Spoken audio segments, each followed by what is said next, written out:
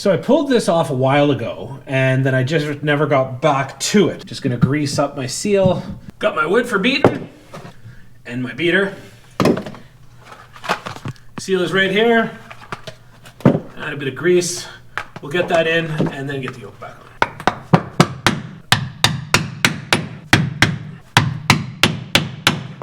on. All right, she's in.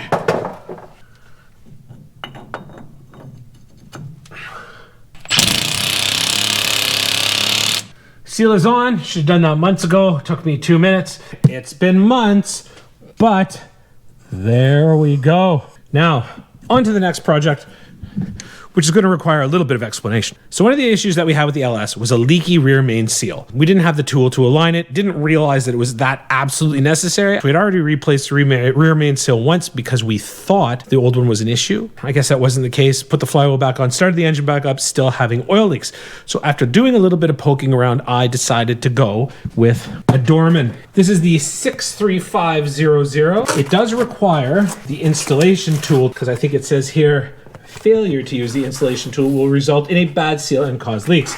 So it's basically just a giant piece of metal that we put on the back of the engine and then slide everything over top. So I have watched a couple of videos. Dorman actually has a great one on how to install it. In some cases, you just go out and buy this and you keep this. With these guys, it's an all-in-one unit. Make sure there's a nice tight seal here, and basically this goes in and this slides over top. It does come with some new bolts. Okay, I'm not sure how great this camera angle is, and I might knock the camera over a few times. There's the installation tool. She slides on like that. Got to gunk up the corners a little bit with some RTV right down in here and in here. It's a 1/4 inch-ish.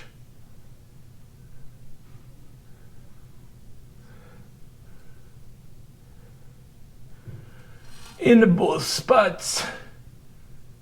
So on goes the gasket, and then on goes the seal. It's a bit of a stiff-ish fit, but on we go. Perfect. But that was easy. This makes a huge difference, and I can see how everything lines up. I was told that even if you're off by a tiny, tiny smidgen, these things are gonna leak. That was kind of what prompted me to get this installation tool, because it's a real pain to have it all together and then have to keep ripping it apart. Those are in snug-ish. These are 106 inch-pounds. These I'm not sure, so I'm gonna have to go and get the trusty torque wrench and get set up.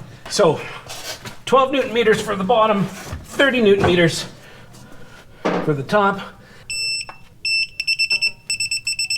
Time to put the flywheel back on this guy.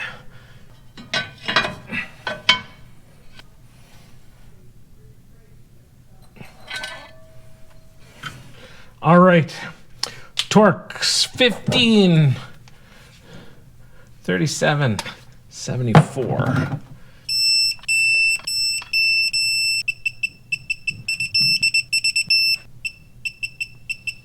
Oh, this is a problem we're gonna run into. Yeah, it's gonna spin.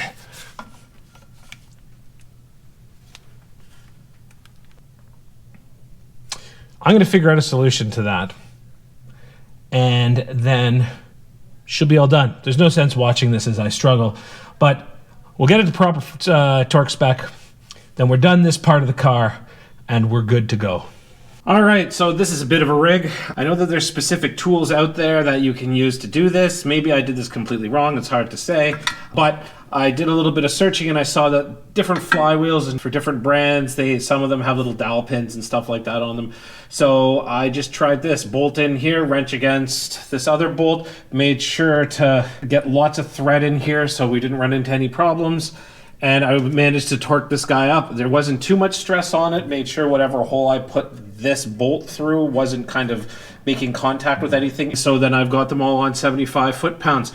Could be totally wrong. Maybe I got super lucky. I have no idea, but it's done and it's tight. I hope I explained myself properly. Feel free to yell at me in the comments if I did something ridiculous, but it did work and nothing broke. We've been trying to stay on a budget. We've kind of been keeping to it.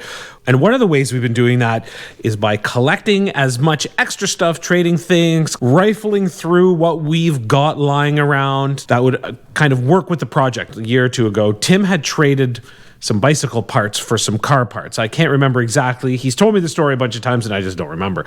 One of those things was an exhaust system off of a Mustang, I believe. That's it right there. So right now what I want to do is I want to get a layout of how I am going to do this. We do have to lop this end off. I don't know if because of the jut, if I need to cut it back so that it's straight. I want to get them up under the car, see what it looks like, and then I can make my decisions from there. And the one nice thing is, due to the length of them, I don't really have to mount another hanger, or I don't think I do. If I do, I will. But I got some pieces to mount the one on the back. I do have it mocked up. Cut the end off. That's a piece right there. Got it to the length that seemed to work in terms of where we needed it to be. Now, it does sit nice and tight, tucks up really well beside the frame here. Of course, it does look a little bit strange as we come up where the frame juts up as it goes back to the rear shackle. There's really not much I don't think that we can do about it. For the time being, ground clearance is pretty good. I don't think we're going to scrape it on too much. Maybe down the road we'll change things up a little bit, but right now it'd just be good to get an exhaust on.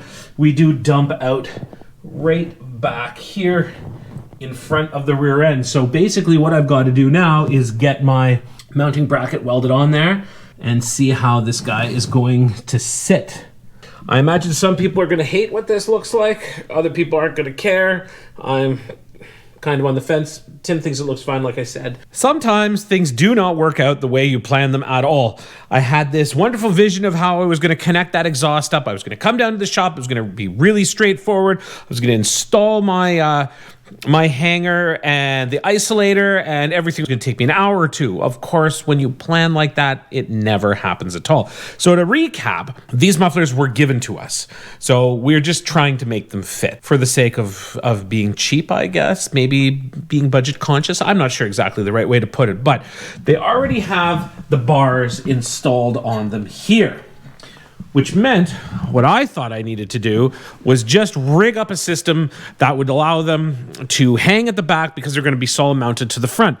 But I think I had just gotten a little too excited, and I wasn't thinking about the fact that it might hold them solid on the front, but because I'm actually going to use a clamp onto my header because it doesn't have the bracket on the end, that it's going to move when it's there. So what I had done was, this is a bit of a mess, this was just the start, I was going to clean things up, but I had this guy here. I was going to mount that to the frame, then this was going to hang off the end of the muffler here, but this has a lot of movement in it. So once I had installed it, it just moved all over the place. So I scratched my head a lot and I came up with another idea for a bracket. I've already test fit the one. The one I'm going to work on now is going to be a bit more complicated because it has a little jig in it. The driver's side was just straight. So first off, bracket made. Second, measure things up.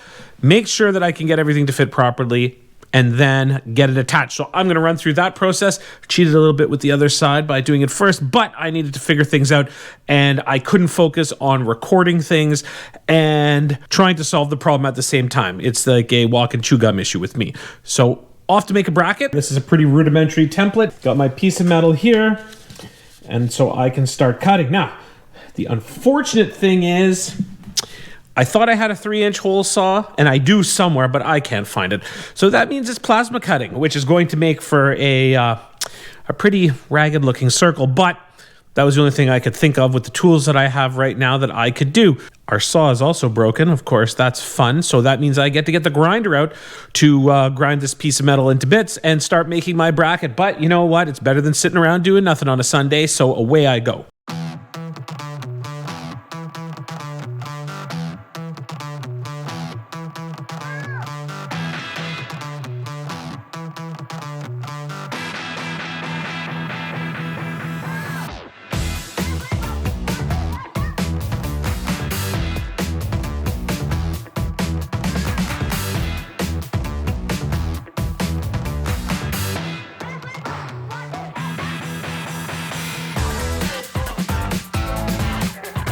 I've still got to finish working on the exhaust, but because it's a Monday And we're exhausted. Tim is here. So we figured since there are two bodies, we're going to try to get the transmission in. So we're just going to get set up, get things organized, find our parts, get under that car, and cross our fingers that we can get it in with relative ease.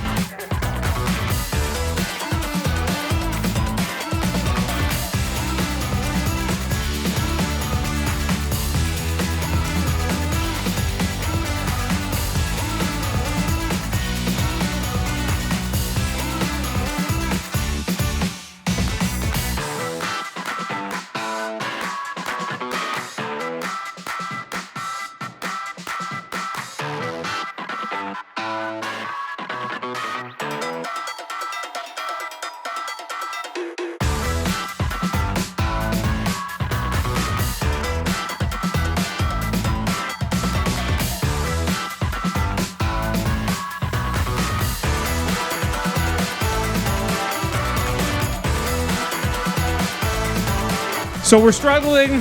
Our initial jack that we thought would work did not work, only because it won't go up high enough. Then we grabbed the floor jack. Same issue. Guess what we decided to do was deflate the tires, and it will probably give us the space that we need. We were off by about, 2 inches or something like that. So hopefully this brings it down enough. I know it's brought it down a lot already.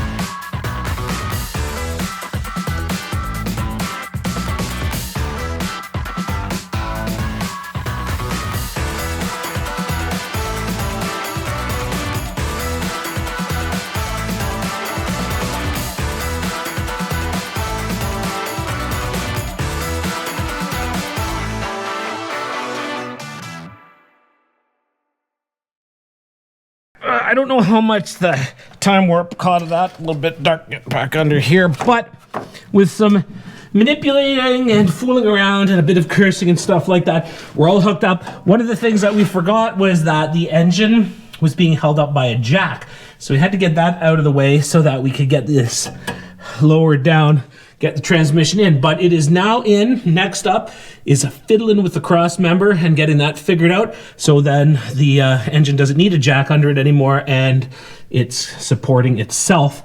Working on the cross member, ran into a little bit of an issue. Doesn't fit very well, so I had to make some modifications. Now, please ignore the crudity at this moment. I'll get it all cleaned up and make it look better, but we just got to get things kind of aligned before I go any further. So what we've had to do is put a piece of C-channel underneath, just tacked it on here for the time being, cut a hole in the bottom, and then that way the foot at the back of the transmission, whatever that's called, I don't even know right now, it's early in the morning, will be able to sit in here. So what I've got to do is outline where it sits in here and drill some holes, but also I've got to get these guys lined up on the bottom of the car. Cross member is installed. Let's dive underneath and have a look. Does need a little bit of prettying up, but this is a pretty momentous occasion because it does mean that we can take the jack stands and the jacks out from underneath the engine and transmission, which has been sitting like that for quite some time. So my light is still on here. Oh yeah, batteries haven't died yet. So had to slot the holes just on one side of the crosser because I needed to move things around, bolts to line up. So this guy here can go down. So that is gone. Let's lower this guy and see what happens. And there we go. Down. This is a big deal. Everything looks like it's sitting as it should. I've got the passenger side exhaust up on the bench here, which is a little cluttery right now, but we'll ignore that. Cut off the one hanger that was here, started making my other hanger. I've also made a note here that the actual full exhaust length on the driver's side is 41.5 inches, so I've got to cut it to match. Now the problem that we're running into is that I've got this bend here. The other side went straight back. There's no way things are going to match up because this is just jogs too much. Put it in the center of the car, won't be able, or towards the center of the car, I should say, won't be able to match up with where I have my hanger or anything like that at all. So I'm going to cut this off, and I've got somewhere around here, yes, piece of extension and a clamp. So what's kind of up in the air is whether or not I will clamp it or weld it when I put the extra length in place. Cut down, clamp together. This guy is nice and tight, actually. Worked really well. Let's see the measurement. We're going for 41.5. And there we go. Pretty much bang on. Maybe a little tiny bit off, but close enough. So the next part is to get this hung up underneath the car and get figured out how we're going to mount it. If I'm going to stick just with this, it's stiff, it doesn't move at all, so I'll probably just leave it like that. I was concerned about it bending or whatnot, but I don't think it's going anywhere. Okay, passenger side exhaust is on. I did decide to stick with this clamp here. Everything is super solid, nothing moves. I was concerned that it might, so if there is an issue, it's not a big deal to just pop that off and throw some weld in there and we should be fine. But I don't think that that's going to be an issue. Now, otherwise, we were very lucky. Everything fit, as you can see. And from earlier in the video, I had to flip the trans cross member over. Now, will it make a difference? Probably not, but it made a big difference in our case. And the reason that I did that was because we needed to be able to have some proper clearance for the exhaust. As you can see where the headers exit out over there, they're quite low. If it was around the way that it was supposed to be, there's no way they would have actually just run in to the cross member, and I don't know what we would have done. Everything is in there with grade 8 bolts. Everything is nice and tight. I don't see there being an issue with it whatsoever. And really, when you think about it, free headers, free exhaust, you make it fit and you make it work. Does it sit a little bit low? Yeah, maybe. I'm not sure. Tim doesn't seem to be bothered by it. It kind of bugs me a little bit, but at the same time, it really depends on once we get it outside and driving by. You might never even be able to notice it, but we are, like, clearance wise, it's really not too bad. I mean, we're just below the shackle here. It just is where the frame jogs there that it's weird. So what I've got left to do, where did they go? Oh, they're over here. Got to put these guys in and plug up the sensor holes in the headers because there's 4 of them in total. We're definitely not using 2. We do have the one sensor for the terminator that we've got to put back in, and I would also like to get a proper AFR sensor as well, but we'll see. Maybe, maybe not. So right now, I'm going to get that stuff done. I can grab my marker right here, wander on over to the punch list and say, whoop, exhaust, done. And that's it, folks. Hope you enjoyed this episode. It was a little bit of everything, definitely making some progress on the Chev, and hopefully we will have it pretty much buttoned up sooner or later.